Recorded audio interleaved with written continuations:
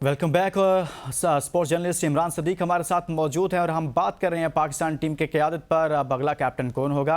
इमरान, बाज़ ज़रा ये बता रहे हैं कि अब मोहम्मद रिजवान का नाम आ रहा है और इसके साथ साथ ये भी कहा जा रहा है कि जैसे आपने भी जिक्र किया कि उनको ऑफ़र किया गया था कि आप सिर्फ ओडीआई तक महदूद रहें और T20 के कैप्टन के लिए कुछ सोचा जा रहा था, लेकिन अब कौन अगला कैप्टन होगा? क्या मोहम्मद रिजवान की तरफ ही पाकिस्तान क्रिकेट बोर्ड सोच रहा है?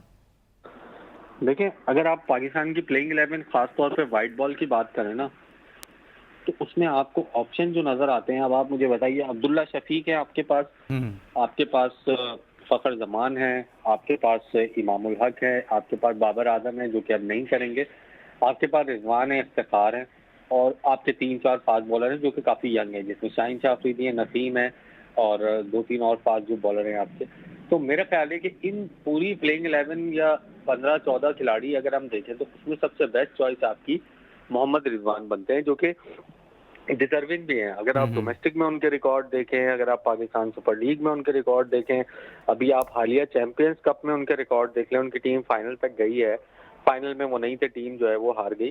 तो मोस्ट डिजर्विंग अगर मैं बात करूं तो मोहम्मद रिजवान ही है इसमें, लेकिन उनके साथ साथ आपको एक वाइस कैप्टन लगाना पड़ेगा जो कि क्योंकि मोहम्मद रिजवान भी अब क्योंकि 30-31 के हो गए, तो 3-4 साल अगर वो निकालते हैं तो साथ साथ आपको ग्रूम करना पड़ेगा। लेकिन प्रॉब्लम ये है कि हम यहाँ जिसको वाइस कैप्टन बनाते हैं उसका अगली सीरीज में पता ही नहीं होता कि वो कहाँ चले गए, ड्रॉप हो गए टीम से।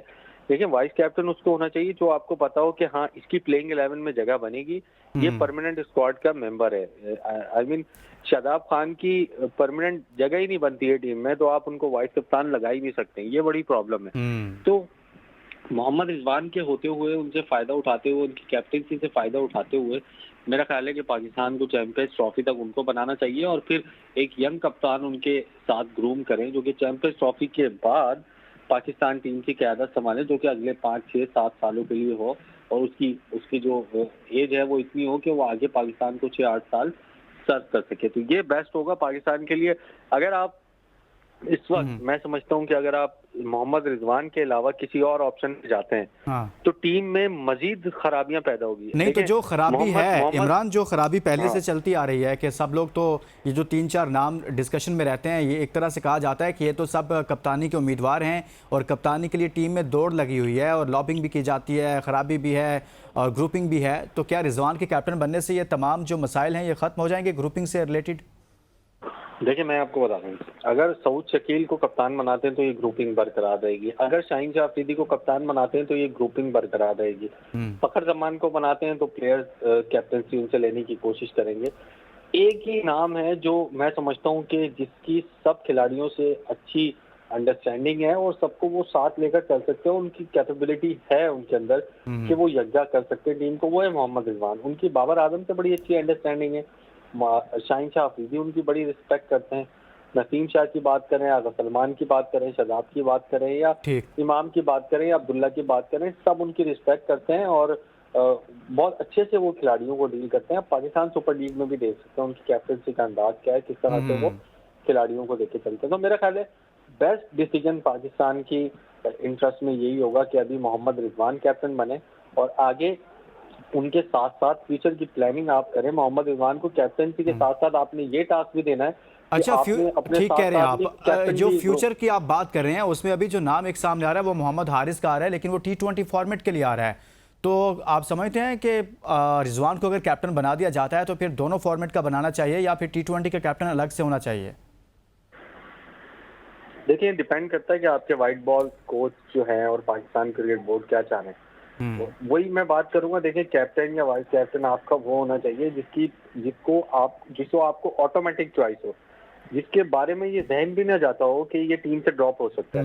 अब मोहम्मद हारिस हैं या साइम अयूब हैं या और 2-3 जो यंगस्टर हमारे आगे आ रहे हैं, उसमें हम अभी इतना इन्वेस्ट नहीं कर सकते, उन पर इतना बिलीव नहीं कर सकते कि वो टीम से ड्रॉप ही नहीं होंगे। उनकी परफॉर्मेंस में ये कंसिस्टेंसी है। आप हारिस के मैच उठा के देखें या साइन के मैच उठा के देखें, वो कंसिस्टेंसी आपको नजर नहीं आ रही। अब मिसाल के तौर पे 8-10 मैचेस में ये दोनों प्लेयर्स नाकाम हो चुके हैं। मैं इंटरनेशनल की बात कर, जी जी जी। आप अभी हारिस को कैप्टन बना देते हैं T20 का, अगले 5-6 मैचेस में चाहे पाकिस्तान की टीम जीत जाए, लेकिन वो बैटिंग में फेलियर उनका आ जाता है हारिस का। फिर आप क्या करेंगे? आपको कोई ऐसा प्लेयर चुनना है अभी इस वक्त जो खुद भी परफॉर्म कर रहा हो, जो फ्रंट से लीड कर रहा हो और पाकिस्तान को फ्यूचर में एक कैप्टन और एक ऐसा प्लेइंग 11 बना के दे जो कि आइंदा 5-6 सालों में। आप देखिए, सरफराज की अच्छे कैप्टन होने की बात इसलिए की जाती है कि 2019 में वो छोड़ के गए, लेकिन जो लड़के वो छोड़ के गए थे टीम में, वो आज तक बैकबोन है पाकिस्तान की। चाहे उसमें आप बात करें इसकी बाबर की बात करें, या इमाम की बात करें, या शदाब की बात करें, या हसन अली की बात करें, या फिर आप किसी भी इमाद वसीम की बात करें जो कि अभी रिसेंटली T20 वर्ल्ड कप खेले। ये सब उन्हीं के दौर में आए, उन्हीं के दौर में उनको कंसिस्टेंट चांसेस मिले। बाबर आजम भी आज बाबर आजम ही होते अगर उनको 17 टेस्ट मैचेस में कंसिस्टेंट चांसेस ना मिलते। 17 टेस्ट मैचेस के बाद पहला 100 आया उनका। तो ये आपको लेना पड़ेगा रिस्क, ऐसा कैप्टन बनाना पड़ेगा जो आपको टीम भी बना के दे और मुस्तकबिल की क़यादत भी साथ में तैयार होनी चाहिए। अच्छा इमरान, चैंपियंस ट्रॉफी सामने है तो पाकिस्तान को फौरी तौर पर कोई फैसला कर लेना चाहिए, या अभी तो देखें T20 वर्ल्ड कप खत्म हुए और बाबर की कप्तानी में उस टूर्नामेंट में जो परफॉर्मेंस रही वो सबके सामने रही, 3 माह के बाद ये फैसला होता है। तो अभी भी पाकिस्तान क्रिकेट बोर्ड को चाहिए कि फौरी कोई फैसला करें, या मजीद ये जो हीले बहाने होते हैं, ये इस तरह के जो निज़ाम है, इससे तो पाकिस्तान क्रिकेट को मजीद नुकसान होगा। देखिए, चैंपियंस ट्रॉफी तो बहुत दूर है, आपको कैप्टन अगले महीने चाहिए, क्योंकि ऑस्ट्रेलिया में जो आपकी ODI और T20 सीरीज है उसमें आपको कैप्टन बनाना पड़ेगा और बहुत जल्द पाकिस्तान क्रिकेट बोर्ड को इस बारे में सोचना पड़ेगा। बाबर आजम ने रिजाइन जरूर कर दिया, लेकिन पाकिस्तान क्रिकेट बोर्ड के लिए एक मुश्किल खड़ी कर दी, जिसका इशारा भी दिया पाकिस्तान क्रिकेट बोर्ड ने आज प्रेस रिलीज में। आपने अगर पढ़ी हो तो उन्होंने कहा कि हम तो उनको बैक कर रहे थे व्हाइट बॉल कैप्टनसी में, लेकिन उन्होंने रिजाइन कर दिया। इससे साफ जाहिर होता है कि पाकिस्तान क्रिकेट बोर्ड बिल्कुल नहीं चाह रहा था कि बाबर आजम दोनों फॉर्मेट की कप्तानी छोड़ दें। जैसा कि मैंने आपको बताया, कनेक्शन कैंप में ये बात हुई कि बाबर आजम ODI के कप्तान रहेंगे। तो जल्द फैसला करना होगा। T20 में भी मैं समझता हूँ कि अभी आपके पास कोई इतनी सुइटेबल चॉइस है नहीं। शाहीन शाह अफरीदी को अगर आप कप्तान बनाते हैं तो फिर आप वही अपना डिसीजन जो है वो बैकफायर करेंगे, क्योंकि अभी आपने बनाया। लेकिन दूसरी जानिब इमरान, एक और भी मामला है ना, हम देखते हैं कि जब रिजवान की बात आती है तो आपको याद है कि वो एजेंट कंपनी और तलहा का जिक्र होता है, तो उसमें कहीं ना कहीं रिजवान का भी नाम आता है। तो बाज़ हल्के ये कहते हैं कि इस तरह के ताल्लुकात इनके भी हैं, तो फिर टीम के मामला तो उसी तरह से ही चलेंगे।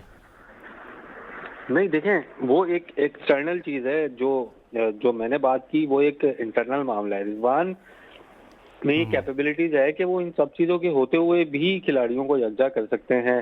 क्योंकि देखें, मैं तो एज अ जर्नलिस्ट भी उनको लाइक करता हूँ, एज अ फैन भी उनको लाइक करता हूँ कि उनमें ये कैपेबिलिटी है।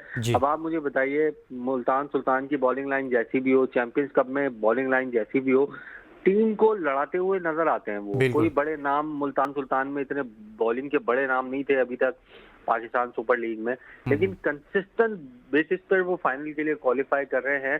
चाहे उनकी बॉलिंग लाइन कैसी भी हो, चाहे उनका कोई खिलाड़ी फौरन छोड़ के चले जाए, चाहे उनका कोई कॉम्बिनेशन खराब हो जाए, लेकिन वो टीम को आगे लेके जाते हैं। उसमें कोई ना कोई लीडरशिप क्वालिटीज होंगी जब भी वो आगे लेके जा रहे हैं टीम को।